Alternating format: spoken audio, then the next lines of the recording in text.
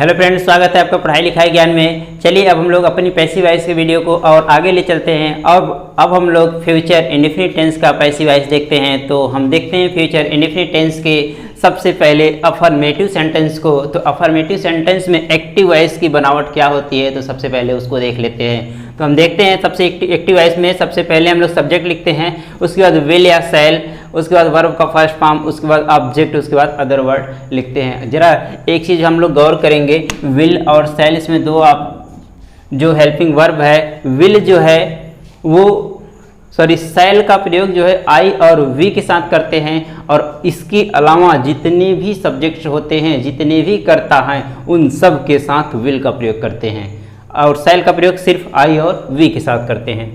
अब देखिए, जब हम पैसिव का बनावट देखते हैं तो जो हमारा ऑब्जेक्ट होता है उसको सब्जेक्ट बनाते हैं, उसके बाद विल या सेल, इसमें भी वही रूल होगा विल या सेल का, उसके बाद बी, उसके बाद वर्ब का थर्ड फॉर्म, उसके बाद other word, by plus object, जो हमारा सब्जेक्ट होता है उसी को ऑब्जेक्ट बनाते हैं। आइए एग्जाम्पल से समझते हैं। सबसे पहला एग्जाम्पल है, वह अंग्रेजी बोलेगी। जैसा कि हमारा पहचान है फ्यूचर इंडेफिनिट टेंस का कि लास्ट में गा गे गी आते हैं, तो इसमें गा गे गी आ रहा है, इसका मतलब कि ये फ्यूचर इंडेफिनिट टेंस है।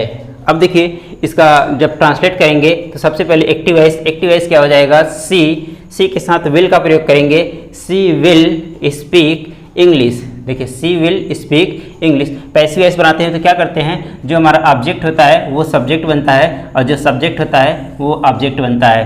तो इंग्लिश जब सब्जेक्ट बनाएंगे तो इंग्लिश विल बी, स्पीक का third form spoken, English will be spoken by her. Next example देखते हैं, I shall teach you, I shall teach you. तो अब देखिए, यू यहाँ पे ऑब्जेक्ट है, यू सब्जेक्ट बन जाएगा, और आई जो है सब्जेक्ट है, ये ऑब्जेक्ट बनेगा। आई शैल टीच यू, मैं आपको पढ़ाऊंगा। तो अब इसका पैसिव क्या हो जाएगा, तो यू पहले हो जाएगा, सब्जेक्ट बन जाएगा, यू विल बी, टीच का थर्ड फॉर्म टाट, यू विल बी टाट बाई, आई का object me, you will be टाट बाई मी। नेक्स्ट एग्जाम्पल देखते हैं, राधा विल कॉल अस, राधा हमें बुलाएगी, राधा हमें बुलाएगी। अब देखिए, इसका ऑब्जेक्ट वी है, इसका ऑब्जेक्ट अस है, अस जो है वी का ऑब्जेक्टिव फॉर्म होता है। जब सब्जेक्ट बनाएंगे तो ये वी बन जाएगा और राधा ऑब्जेक्ट बन जाएगी। अब देखिए, जो वी बन गया तो आई और वी के साथ हम लोग सेल का प्रयोग करते हैं, तो वी के साथ सेल का प्रयोग करेंगे, वी सेल वी, कॉल का third form called, we shall be called by Radha. Negative sentence देखते हैं। निगेटिव सेंटेंस देखिए, सबसे पहले निगेटिव सेंटेंस की बनावट देख लेते हैं। तो निगेटिव सेंटेंस जो हम बताए हैं कि जो हमारी हेल्पिंग वर्ब होती है, हेल्पिंग वर्ब के बाद ही नॉट का प्रयोग करते हैं। तो हम देखते हैं, हमारा सबसे पहला है, यहाँ पे सब्जेक्ट लिखते हैं, उसके बाद विल और सेल, हमारा हेल्पिंग वर्ब जो है विल और सेल है, इसी के ठीक बाद नॉट का प्रयोग करते हैं। उसके बाद वर्ब का फर्स्ट फॉर्म, ऑब्जेक्ट और अदर वर्ड लिखते हैं। अब पैसिव वॉइस की बनावट देखते हैं, जो हमारा ऑब्जेक्ट होता है वो सब्जेक्ट बनता है, इसके बाद विल और सेल लगाते हैं, उसके बाद नॉट लगाते हैं, बी लगाते हैं। ध्यान रहे, जो विल वी सेल वी लगाते हैं पैसिव वॉइस में, नॉट हमेशा उन दोनों के बीच में ही लगाया जाता है, यानी विल और सेल के बाद और बी से पहले। उसके बाद वर्ब का थर्ड फॉर्म, अब अदर वर्ड, अब उसके बाद बाई, उसके बाद ऑब्जेक्ट, जो हमारा सब्जेक्ट होता है उसी को ऑब्जेक्ट बनाते हैं। तो आइए एग्जाम्पल्स देखते हैं।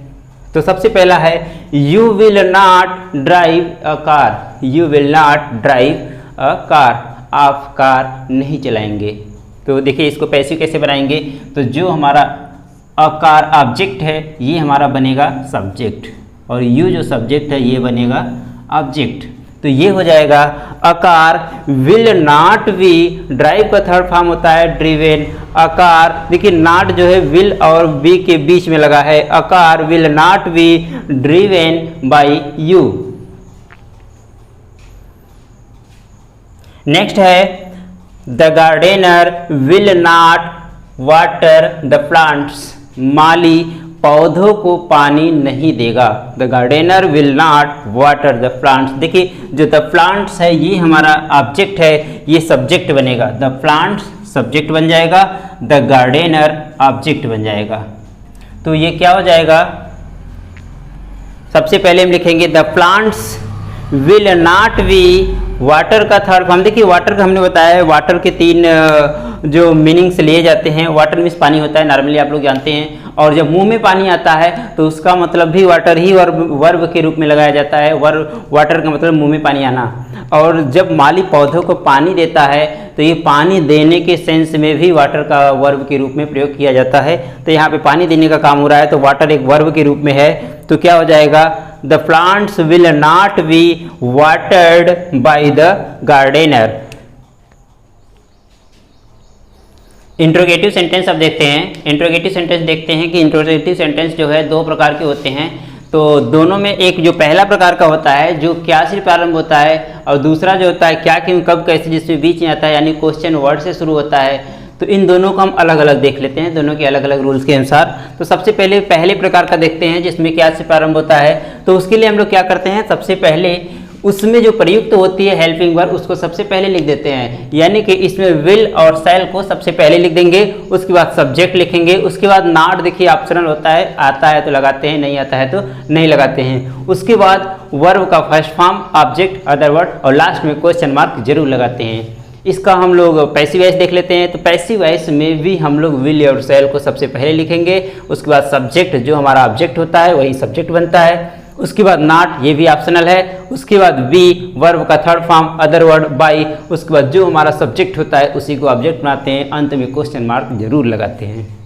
दूसरे प्रकार का इंट्रोगेटिव देखते हैं जो क्वेश्चन वर्ड से शुरू होते हैं, यानी सबसे पहले क्वेश्चन वर्ड यानी प्रश्न सूचक शब्द सबसे पहले लिखेंगे उनकी अंग्रेजी, उसके बाद विल या शैल लगाएंगे, उसके बाद सब्जेक्ट, उसके बाद नॉट जो है कि ऑप्शनल है, वर्ब का फर्स्ट फॉर्म, ऑब्जेक्ट और अदर वर्ड लगाएंगे, अंत में क्वेश्चन मार्क जरूर लगाते हैं। इसका पैसिव वॉइस देखते हैं। तो पैसिव वॉइस में भी सबसे पहले क्वेश्चन वर्ड लगाते हैं, उसके बाद शैल या विल, उसके बाद सब्जेक्ट जो हमारा ऑब्जेक्ट होता है वो सब्जेक्ट बनता है, उसके बाद नॉट ऑप्शनल है, बी, उसके बाद वर्ब का थर्ड फॉर्म, अदर वर्ड, उसके बाद बाई, उसके बाद जो हमारा सब्जेक्ट होता है उसी को हम लोग ऑब्जेक्ट बनाते हैं और अंत में क्वेश्चन मार्क जरूर लगाते हैं।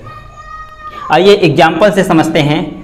तो सबसे पहला एग्जाम्पल हमारा है, will the teacher not teach science. Will the teacher not teach science. क्या अध्यापक विज्ञान नहीं पढ़ाएंगे? तो अब देखिए ये इंट्रोगेटिव है, क्वेश्चन ये विल से स्टार्ट हुआ है यानी हेल्पिंग वर्ड से स्टार्ट हुआ है। तो हमारा जो यहाँ पे ऑब्जेक्ट है साइंस, ये बनेगा सब्जेक्ट बनेगा, द टीचर जो है सब्जेक्ट है ये बनेगा ऑब्जेक्ट बन जाएगा, और इसमें विल से स्टार्ट है तो हम इसको भी क्वेश्चन हेल्पिंग वर्ड से ही स्टार्ट करेंगे। तो साइंस के साथ हेल्पिंग वर्ड विल लगाएंगे, तो will science not be, teach का third form taught, will science not be taught by the teacher. दूसरा देखते हैं, how shall we pluck those fruits. How shall we pluck those fruits. हम लोग उन फलों को कैसे तोड़ेंगे? देखिए सब क्वेश्चन वर्ड आया सबसे पहले, तो हम पैसिव वॉइस में भी क्वेश्चन वर्ड सबसे पहले कर देंगे। उसके बाद जो दोज फ्रूट्स ऑब्जेक्ट है ये बन जाएगा सब्जेक्ट, और जो वी ऑब्जेक्ट सब्जेक्ट है ये बनेगा ऑब्जेक्ट। हाउ दोज फ्रूट के साथ हम लोग हेल्पिंग वर्ब विल लगाएंगे, how will those fruits be, pluck का third form plucked by us. ये ध्यान देंगे जो प्लक होता है तोड़ना, ब्रेक मिश्रित तोड़ना होता है, लेकिन फूल, फल, पत्ती ये सब तोड़ने के लिए प्लक का प्रयोग करते हैं।